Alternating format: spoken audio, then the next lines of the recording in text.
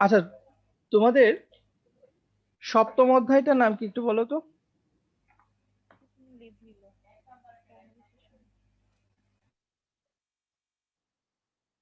কথা শুনতে পাচ্ছ?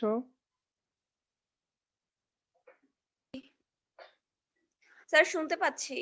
গ্রামীণ সমাজ ও নগরায়ন খুব সম্ভবত এই চ্যাপ্টারটার নাম, তাই না? জি স্যার।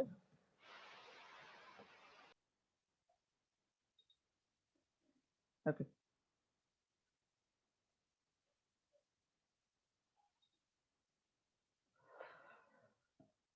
আজকে দেখো, আমরা এই গ্রামীণ সমাজ ও নগরায়নের কয়েকটা ব্যাপার নিয়ে আলোচনা, কয়েকটা টপিকস নিয়ে আলোচনা করব। তার মধ্যে হচ্ছে আমরা গ্রাম বলতে কি বুঝি, তারপর হচ্ছে গ্রামীণ সমাজের বৈশিষ্ট্য, বাংলাদেশের গ্রামীণ জনসম্প্রদায়, আর হচ্ছে তোমার পরিবর্তনশীল গ্রামীণ সামাজিক স্তরবিন্যাস। ম্যাক্সিমাম ব্যাপারগুলাই তোমাদের জানা, কিন্তু তারপরে আমরা একটু চেষ্টা করব যা একটু ভালো করে জানার জন্য। আচ্ছা, কেউ একজন বলো তো, গ্রাম বলতে কি বুঝছো? মানে তোমার দৃষ্টিতে গ্রামের সংজ্ঞাটা কেমন হতে পারে? বা তোমাকে যদি জিজ্ঞেস করা হয় যে গ্রাম, তোমার দৃষ্টিভঙ্গি থেকে বলো যে গ্রাম বলতে কি বোঝায়, একজন বলো।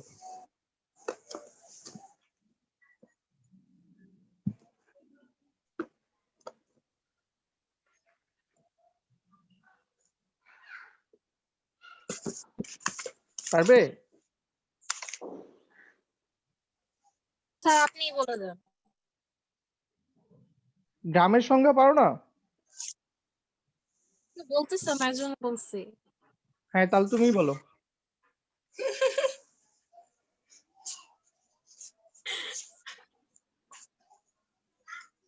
বলো। স্যার পারি না। আচ্ছা, তোমাদের মানে গ্রামে বড় হয়েছো বা গ্রামে বসবাস করেছো বা গ্রামে গিয়েছো, এরকম কি কেউ নেই যে তোমরা কখনোই কোনোদিন গ্রামে যাও নাই? বা গ্রামের পরিবেশটা কেমন হয়, গ্রামে কেমন ধরনের মানুষ বসবাস করে, গ্রামীণ মানুষের গেছি আর্থসামাজিক তো অবস্থা কেমন? অবশ্যই স্যার, কিন্তু মানে স্যার স্যার মুখের কেউ ভাষা গোছায় বলতে পারে না আর কি, কয়েকটা এলাকা জি স্যার মিলে সবাই বুঝছেন যে একত্রে বসবাস করে ওইটাই গ্রাম আর কি, এরকম টাইপ এরকম টাইপ। আচ্ছা, আমরা যদি এরকম আর ভাবে কি বলি বোঝাইলাম যে স্যাররে। হ্যাঁ ঠিক আছে, অনেকটাই কাছাকাছি হয়েছে। যে ধরো যে তোমার গ্রাম হচ্ছে কি ছোট একটি এলাকা বা ছোট একটি অঞ্চল, যেখানে কিছু সংখ্যক মানুষ বসবাস করে, আবার সেখানে বেশিরভাগ মানুষই কৃষি কাজের সাথে নিয়োজিত থাকে। ওটা কিন্তু আমরা মূলত গ্রাম হিসেবে বিবেচনা করতে পারি, তাই না? আমাদের চোখে কিন্তু ওইটাই ভাসে যে গ্রাম হচ্ছে কি, যে তোমার একটা ছোট অঞ্চল যেখানে কোথাও বেশি বা কোথাও কম মানুষ বসবাস করে, বা কিছু সংখ্যক মানুষ বসবাস করে, যেখানে মানুষের প্রধান পেশা হচ্ছে কৃষি। তো সিম্পলি কিন্তু এভাবে মানে চলে আসে, সবসময় চিন্তা করবে। আমি অন্য সাবজেক্টটা বলি না, ইভেন তোমাদের ইকোনমিক্সেও তোমরা যা পড়তেছো, ঠিক আছে, কিছু টার্ম ছাড়া ম্যাক্সিমাম ব্যাপারগুলোই কিন্তু আমাদের দৈনন্দিন বিভিন্ন বিষয়ে কাজে লাগতেছে। হয়তোবা আমরা ওই টার্মগুলো ওভাবে ওই ইকোনমিক্সের ভাষায় আমরা পড়ি না, আমরা আমাদের মতো করে ভাষায় পড়ি। যে তোমাদেরকে যদি বলা হয় যে মার্কেট বলতে তোমরা কি বুঝো বা বাজার বলতে কি বুঝো, তাহলে ইকোনমিক্সের ভাষায় একরকম সংজ্ঞা, আর আমরা যেটা বুঝি বা আমরা বাজার বলতে যেটা বুঝি সেটা সংজ্ঞাটা ভিন্ন। কিন্তু আলটিমেটলি ভাবার তো কিন্তু সেম, তাই না? তো মানে দৈনন্দিন জীবনে যে ব্যাপারগুলা ঘটে থাকে সেই ব্যাপারগুলাই যখন আমরা খুব ভালো করে চিন্তা করতে পারবো, তখন তোমার পড়ার যে মাধ্যমটা রয়েছে বা তুমি যে যে সাবজেক্টটা পড়তেছো সেই সাবজেক্টটা অনেক বেশি সহজ লাগবে তোমার কাছে।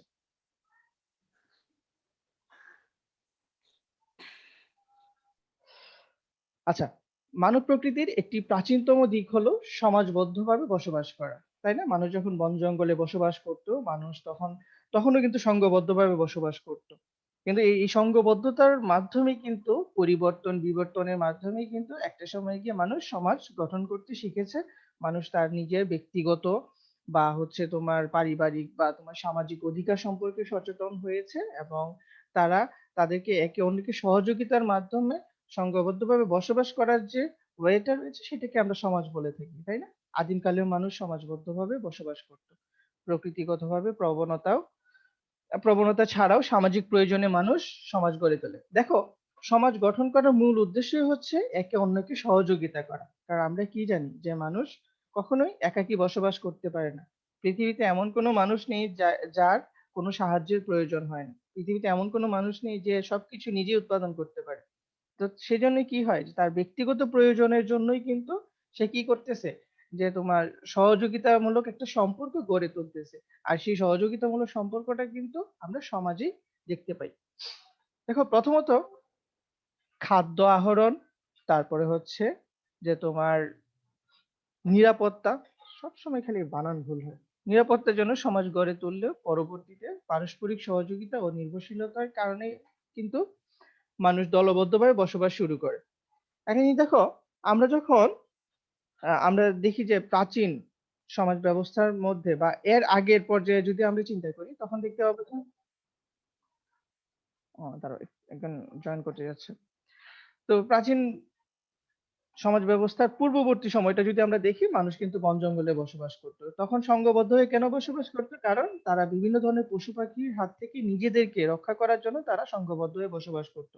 কারণ এককভাবে চলতে গেলে দেখা যেত যে তোমার বিভিন্ন পশু পাখির আক্রমণে তারা আহত হচ্ছে, বা অনেক ক্ষেত্রে দেখা যেত যে তাদেরকে মানে মেরে ফেলতেছে। তো ওই সময় থেকে কিন্তু মানুষ সহযোগিতার যে ব্যাপারটা আছে সেটা শিখে আসছে। দেখো এভাবে আদিম কয়েকটি পরিবার নিয়ে গড়ে ওঠে সমাজ। দ্বিতীয়ত ধীরে ধীরে যাযাবর জীবন ত্যাগ করে এই কৃষিকাজের সূচনা করলে মানুষ স্থায়ীভাবে বসবাস আরম্ভ করে। এভাবে সৃষ্টি হয়েছে কি গ্রামীণ সমাজ। আচ্ছা দেখো, আহ শহরের সমাজ থেকে গ্রামীণ সমাজের সৃষ্টি হয়েছে, নাকি গ্রামীণ সমাজ থেকে শহরের সমাজের সৃষ্টি হয়েছে? বলো তো একজন। গ্রামীণ সমাজ গ্রামীণ থেকে থেকে শহরে। গ্রামীণ সমাজ থেকে। গ্রামীণ সমাজ থেকে। তো তার মানে কি যে আমরা গ্রামকে কি বলতে পারি, যে আমাদের সমাজ ব্যবস্থা একটা ভিত্তি বলতে পারি, যে এটার উপর বেস করে কি হচ্ছে যে মানে নগর তৈরি হচ্ছে, শহর তৈরি হচ্ছে, বা এই নগরায়নের ধারণা বা শিল্পায়নের ধারণা চলে আসতেছে। আবার ধীরে ধীরে গ্রামের মানুষগুলাই শহরমুখী হচ্ছে, বা কোনো কোনো ক্ষেত্রে কি হচ্ছে যে তোমার গ্রামগুলোকেই তোমার শহরে পরিণত করা হচ্ছে, তাই তো? জি স্যার। তো গ্রাম হচ্ছে কি একটা মানে বেস, যে গ্রাম ছাড়া আমরা চিন্তা করতে পারছি না অন্য কিছু।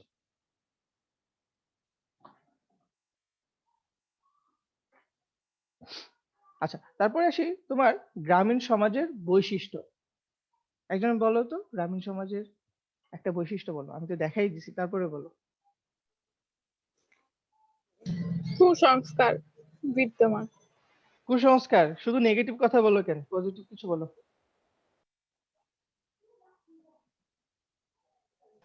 যা তারা সবসময় একসাথে থাকার চেষ্টা করে। গুড। তারা সবসময় একত্রে বসবাস করার চেষ্টা করে। সেই জন্য আমরা কি দেখতে পাই, যে বেশিরভাগ আহ গ্রামে যদি যাই আমরা বেশিরভাগ পরিবারকে যৌথ পরিবার দেখতে পাই। এখন আস্তে আস্তে অনুপরিবার বা একক পরিবার গঠন হচ্ছে, যৌথ পরিবারগুলো ভেঙে। কিন্তু আমরা এখনো কিন্তু গ্রামাঞ্চলে অনেক বড় একটা সংখ্যক মানে দেখতে পাই যে তোমার যৌথ পরিবার, যে তারা বসবাস করে থাকে। তাদের মধ্যে আত্মীয়তার বন্ধনটা অনেক ভালো থাকে, বা তোমার যে সামাজিক যে সম্পর্কগুলো রয়েছে সেগুলো অনেক বেশি দৃঢ় হয়ে থাকে। প্রথমত আসি, যে গ্রামের কথা আসলে আমাদের কৃষিকাজ চলে আসে চোখের সামনে, তাই না?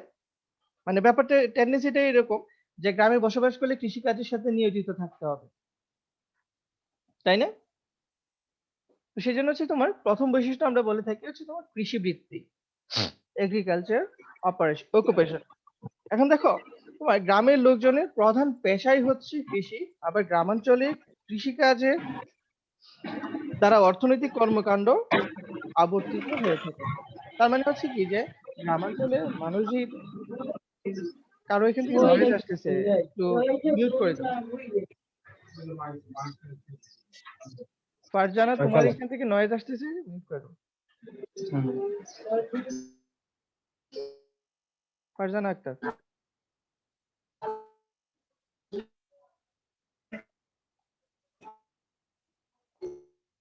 ফারজানা, তোর ওইখান থেকে সাউন্ড আসতেছে, মিউট করে রাখ।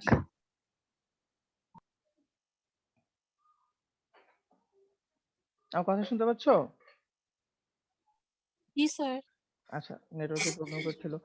ওকে, তারপর হচ্ছে তোমার অন্যান্য পেশার লোকও কিন্তু আমরা গ্রামাঞ্চলে দেখতে পাই, কিন্তু সেই সংখ্যাটা অনেক কম। দেখবা যে তোমার শতকরা প্রায় 70 থেকে 75 ভাগ মানুষই কিন্তু কৃষিকাজের সাথে নিয়োজিত থাকে, এবং তাদের আয়ের প্রধান উৎসই হচ্ছে তোমার এই কৃষিকাজ। এই কৃষিকাজের মাধ্যমে কিন্তু তারা তাদের জীবিকা নির্বাহ করে থাকে। তার মানে আমরা বলতে পারি যে গ্রামীণ সমাজের প্রধান বৈশিষ্ট্যের মধ্যে একটা বৈশিষ্ট্য হচ্ছে যে তোমার কৃষিবৃত্তি বা কৃষি পেশার সাথে তারা নিয়োজিত থাকে। সেকেন্ড হচ্ছে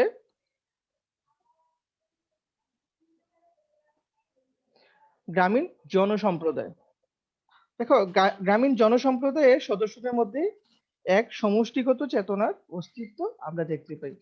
কারণ হচ্ছে যে আমরা আগে বলেছি যে তোমার গ্রামীণ পরিবারগুলো এমন ভাবে গঠিত হয়েছে যে তারা একত্রে বসবাস করতে পছন্দ করে এবং বেশি সংখ্যক মানুষ একত্রে বসবাস করতে কিন্তু পছন্দ করে। এই জন্য তোমার গ্রামীণ পরিবারগুলো হয় কি যে শহরের পরিবার থেকে একটু বড় হয়ে থাকে। যৌথ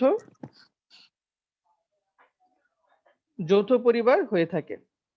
দেখো এর সদস্যদের মধ্যে গভীর ঐক্যবোধ বর্তমান থাকে। গ্রামের উৎসব অনুষ্ঠানে সবাই সমবেতভাবে অংশ নেয়। দেখো তোমার যেহেতু একত্রে তারা বসবাস করে এবং যৌথ পরিবারে তারা বসবাস করে তাদের কিন্তু ফ্যামিলি বন্ডিংটাও খুব ভালো হয়ে থাকে, বা যে সামাজিক যে সম্পর্কগুলো রয়েছে, যে সোশ্যাল রিলেশনশিপ গুলোও কিন্তু অনেক বেশি দৃঢ় হয়ে থাকে, যেটা আমরা শহরাঞ্চলে অনেকটাই অনুপস্থিত দেখতে পাই। তো এই গ্রামীণ জনসম্প্রদায় হচ্ছে গ্রামীণ সমাজে অন্যতম একটি বৈশিষ্ট্য। তারপর হচ্ছে তোমার যৌথ পরিবার ব্যবস্থা। আগেই আমরা বলে ফেলেছি এটা যে তোমার যৌথ পরিবার ব্যবস্থাটা গ্রামাঞ্চলেই বর্তমান সময়ে দেখা যায়, শহরাঞ্চলে সেটা অনেক বেশি কমে এসেছে। শহরাঞ্চলে প্রায় 90% পরিবারই হচ্ছে একক পরিবার একক পরিবার ব্যবস্থা দেখা যায়। তোমরা যদি তোমাদের পরিবারের কথা বলো, আমি এখানে দেখতে পাবো যে প্রায় 80% পরিবারই হচ্ছে কি যে তোমার একক পরিবার বা অনুপরিবারে বসবাস করে থাকে, তাই না?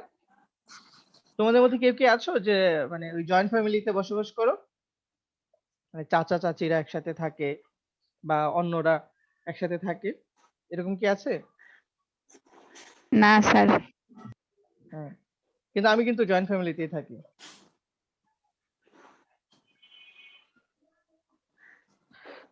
আচ্ছা, তারপরে হচ্ছে তোমার সরলতা বা সিম্পলিসিটি। গ্রামীণ মানুষের, আমার কথা শোনা যাচ্ছে? জি স্যার, জি শোনা স্যার। যাচ্ছে। আচ্ছা, তো সরলতা, এই সিম্পলিসিটিটা কিন্তু আমরা গ্রামাঞ্চলে অনেক বেশি দেখতে পাই, বা গ্রামীণ সমাজে অন্যতম একটা বৈশিষ্ট্য হচ্ছে গ্রামীণ সমাজে মানুষের মধ্যে যে সরলতা। কারণ হচ্ছে যে তারা এত কিছু কিন্তু এই যে পেঁয়াজ ঘোষ বা তোমার স্বার্থের জন্য একজনের সাথে সম্পৃক্ত হতে হবে, বা নিজের প্রয়োজনের জন্য একজনের সাথে সম্পৃক্ত হতে হবে, বা নিজের স্বার্থ উদ্ধারের জন্য কারো ক্ষতি করতে হবে, এই ব্যাপারটা গ্রামাঞ্চলে অনেকটাই অনুপস্থিত। কিন্তু ধীরে ধীরে মানুষ কি হচ্ছে ব্যক্তিগত সম্পদের দিকে বেশি ঝুঁকে পড়তেছে, গ্রামাঞ্চলের জমি জমার দাম বাড়তেছে যোগাযোগ ব্যবস্থার উন্নতির ফলে। তো এখন দেখা যাচ্ছে যে মানুষের মধ্যে কিছুর ব্যাপার মানে কাজ করে থাকে, কিন্তু আমরা যদি 15-20 বছর আগের কথা চিন্তা করি, মানুষের এই সরলতার ব্যাপারটা অনেক বেশি ছিল, এখনো রয়েছে। শহর থেকে অনেক বেশি তোমার সহজ সরল চিন্তা করে থাকে গ্রামাঞ্চলের মানুষজন। জি না স্যার, গ্রামের মানুষ এখন আরো বেশি খারাপ। ব্রাহ্মণবাড়িয়ার না? হুম, বুঝতে পারছি, টেরা দিয়ে মানুষ মেরে ফেলে। আচ্ছা, যাক, আসলে কি যে তোমার গ্রামাঞ্চলে আমরা ভিলেজ পলিটিক্স খুবই খারাপ, সেটার পিছনে কিন্তু একটা কারণ রয়েছে। তোমরা কেউ কি বলতে পারবা যে ভিলেজ পলিটিক্স যে আমরা বলি যে সবসময় নেগেটিভ একটা ব্যাপার কাজ করে, বা ভিলেজ পলিটিক্স মানে কোনো সময় ভালো না, কেন ভালো না বলতে পারবা? না স্যার, ওইটা সম্পর্কে কোনো আইডিয়াই নাই। আচ্ছা, ভিলেজ পলিটিক্স খারাপ হওয়ার মূল কারণ হচ্ছে যারা পলিটিক্স করতেছে তাদের কিন্তু একটা গোঁড়ামির স্বভাব আছে। এই যে প্রথমেই দিবা বলছে না যে কুসংস্কার, তো আসলে এই যে কুসংস্কার ব্যাপারটাই কিন্তু অনেক খারাপ। কুসংস্কার ব্যাপারটা কিরকম যে তুমি পজিটিভটা জানো না, নেগেটিভটা নিয়ে তুমি লাফাও। যে তুমি ভালো ব্যাপারটা তুমি অ্যাকসেপ্ট করতেছো না, কিন্তু তুমি মন্দটার পক্ষে বিশাল মানে সায় দিচ্ছ বা জি অনেক স্যার। যুক্তি দাঁড় করাচ্ছ। তো তুমি দেখবে কি যে একজন শিক্ষিত মানুষকে তুমি যুক্তি দিয়ে এই তোমরা ফিসফিস করে কে যেন কথা বলতেছে, বাজে শোনা যাচ্ছে। আচ্ছা, আমি যেটা বলছিলাম যে তুমি দেখবে যে একজন শিক্ষিত মানুষের সাথে তুমি যখন মানে কি, মাইক্রোফোন মিউট করো। শিক্ষিত মানুষের সাথে যখন তুমি কথা বলবে, তাকে যখন তুমি যুক্তি দিয়ে কোনো কিছু বোঝাবে, সে কিন্তু সেটাকে অ্যাকসেপ্ট করবে। সে কিন্তু ভ্রান্তভাবে তোমাকে যে কোনো কিছু বলে উঠবে না বা বলার চেষ্টা করবে না। তুমি যখন যুক্তি দিয়ে বোঝাতে পারবে, তখন কিন্তু তোমারটাই সে মেনে নিবে, সে হারুক বা জিতুক। তো তোমার কিন্তু গ্রামাঞ্চলের মানুষগুলোর মধ্যে কি হয় যে তোমার একটা গোঁড়ামি কাজ করে, মনে করে কি যে আমি যেটা বুঝছি মানে সেটাই ঠিক, এবং সেটার পিছনে যত ধরনের ধরো যে তোমার উদ্ভট যুক্তি দেখানো দরকার হয়, তারা কিন্তু সেটাই দেখাতে পারে। তো তোমার এই জন্য ভিলেজ পলিটিক্সটা খুবই টাফ। এখানে তুমি যে কাউকে যে কোনো কিছু বোঝাতে পারবা না। কিন্তু শহরাঞ্চলে যারা শিক্ষিত মানুষ রয়েছে তাদেরকে কিন্তু অনেক কিছুই তুমি ইজিলি বোঝাতে পারবে।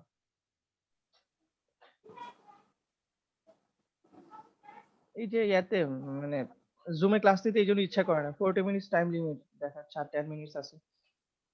আচ্ছা, তারপর হচ্ছে তোমার প্রতিবেশী সুলভ আচরণ। আচ্ছা, এখন দেখি যে তোমার গ্রামের মানুষজন যেহেতু খুব কাছাকাছি বসবাস করে থাকে এবং একজন অন্যজনের সাথে কিন্তু এই প্রতিবেশীর যে সম্পর্কটা রয়েছে সেটা আচ্ছা কিন্তু তোমরা কি সবাই মাইক্রোফোনটা একটু রাখতে পারতেছ না? কি স্যারের কথা কিছু অবস্থা, তো সাউন্ড করো কেন? এত বারবার বলি যে স্যার ছাড়া সবাই মাইক্রোফোন মিউট রাখবা, কথা বলার সময় শুধু অন করবা, এছাড়া মিউট করে রাখা যায় না? আচ্ছা, তোমরা সবাই একটু মিউট করে রাখো। খারাপ শোনা যায় একটু, কারণ তোমাদের প্রত্যেকটা ক্লাসই তো রেকর্ডিং হয়। রেকর্ডিং হলে তখন দেখা যায় কি যে তোমার হয়তোবা তোমাদের বাইরেও অন্য অনেকেই শুনতে পারে ক্লাসে, যেহেতু ইউটিউবে দেওয়া হয়। সো তোমরা এমন ভাবে এ করবে যেন ক্লাসটা যেন মানে ভালো শোনা যায়। অন্য একটা প্রতিষ্ঠানের স্টুডেন্টও যদি এই ক্লাসটা শোনে, সে যেন মনে করে যে না, এখানে ওরা তো সিরিয়াসলি ক্লাস করছে এবং ক্লাসটা ভালো হচ্ছে। আর যখন যখন কথা বলবে তখন আনমিউট করে কথা বলো, যার যে প্রশ্ন আছে যে কোনো সময় করতে পারবে। আচ্ছা, তারপর হচ্ছে তোমার যে এই প্রতিবেশী সুলভ আচরণ, যে গ্রামাঞ্চলের মানুষজন কিন্তু পাশাপাশি বসবাস করে এবং তাদের বাড়িগুলো দেখতে পাবে যে খুব নিকটবর্তী জায়গায় অবস্থিত, মানে খুব বেশি দূরে না একজনের বাড়ি থেকে অন্যজনের বাড়ি। এবং প্রত্যেকের সাথে কিন্তু প্রত্যেকের দেখা যায় কি যে একটা আত্মীয়তার সম্পর্কের মতো গড়ে ওঠে। যে হ্যাঁ, যে তাদের সম্পর্কটা দেখা যায় যে আত্মীয়র মতো হয়ে থাকে। যদিও তারা কিন্তু মানে রক্তের কোনো সম্পর্কের দ্বারা সম্পর্কিত না। কিন্তু তারপরেও তাদের মধ্যে একটা খুবই ভালো একটা সম্পর্ক, সহযোগিতামূলক সম্পর্ক গড়ে ওঠে। এই প্রতিবেশী সুলভ আচরণটা কিন্তু গ্রামাঞ্চলে অনেক ভালো দেখা যায়। আমরা শহরাঞ্চলে কি দেখতে পাবো যে আমার পাশের ফ্ল্যাটে কে আছে, তাকে হয়তোবা আমি ৫ বছর ধরে থাকি একটা জায়গায়, তার সাথে আমার কথাই হয় না। বা কথা বলার প্রয়োজন মনে করি নাই আমি। এরকম একটা ব্যাপার কিন্তু আমরা দেখতে পাই শহরে। আচ্ছা, চ্যাটে কে যেন কথা করতেছে।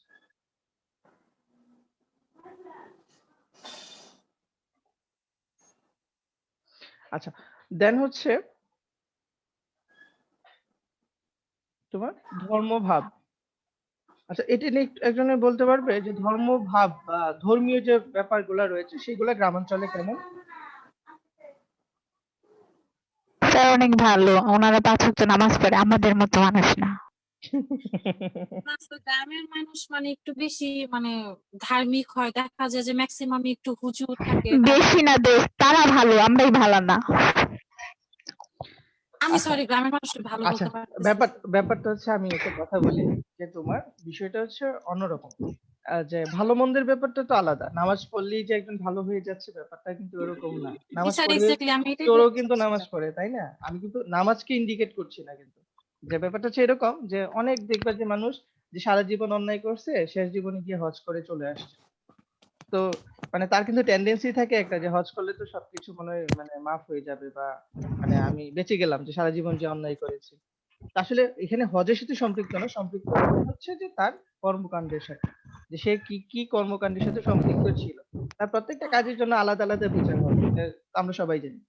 কিন্তু গ্রামাঞ্চলে এই যে জি ধর্মভাবের যে স্যার। ব্যাপারটা রয়েছে, ধর্মীয় ব্যাপারগুলোকে তারা অনেক বেশি প্রাধান্য দিয়ে থাকে, বা ম্যাক্সিমাম ব্যাপারগুলোকে কিন্তু ধর্মের সাথে সম্পৃক্ত করে, বা ধর্মের ব্যাপারগুলোকে বেশি মানে গুরুত্ব দিয়ে থাকে।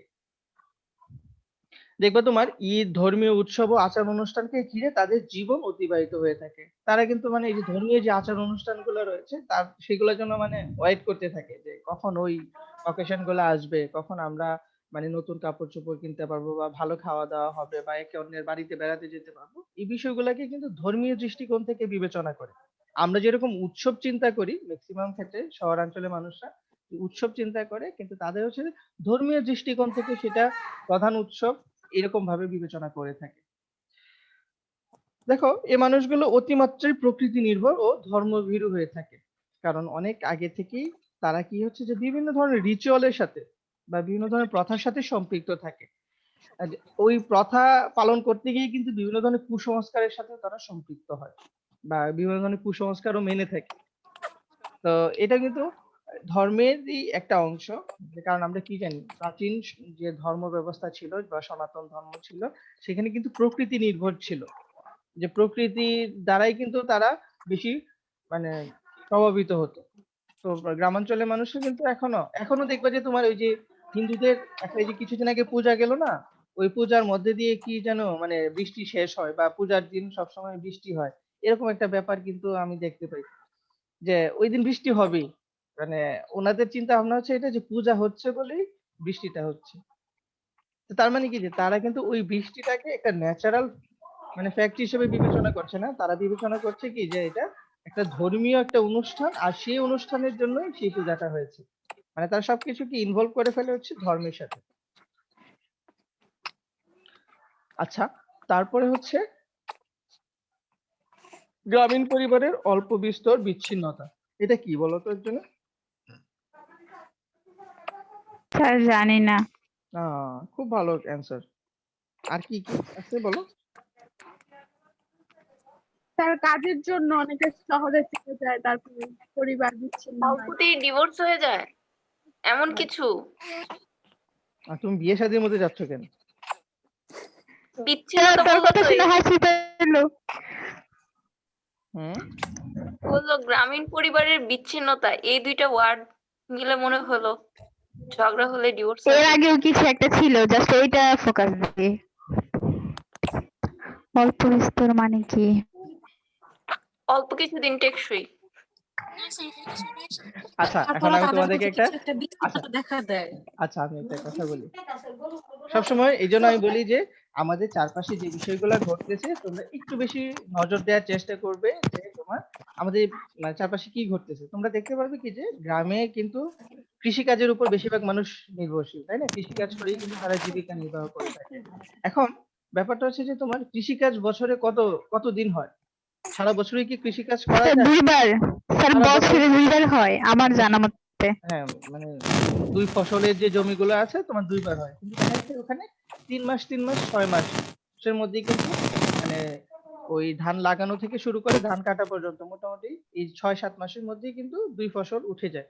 বাকি ৫ মাস তারা কি করবে?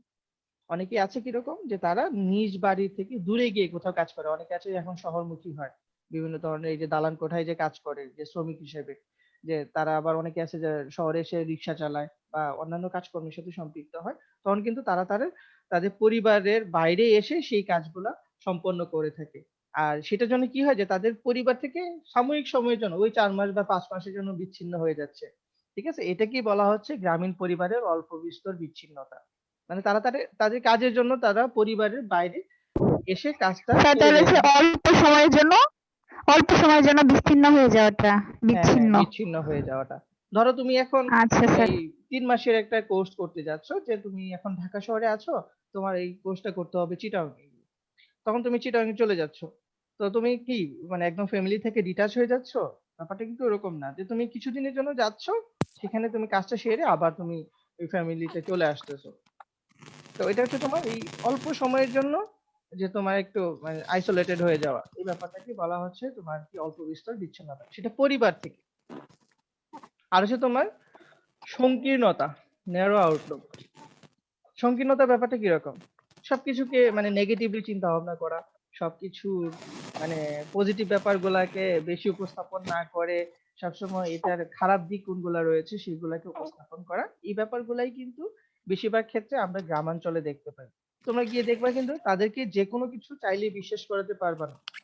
তুমি যেকোনো কিছুর ভালো কিছু ব্যাপারও ধরো যে তোমার গ্রামে যদি কখনো রাস্তা হয়, দেখবা যে তোমার গ্রামের রাস্তাগুলো আঁকা-বাঁকা, সোজা না।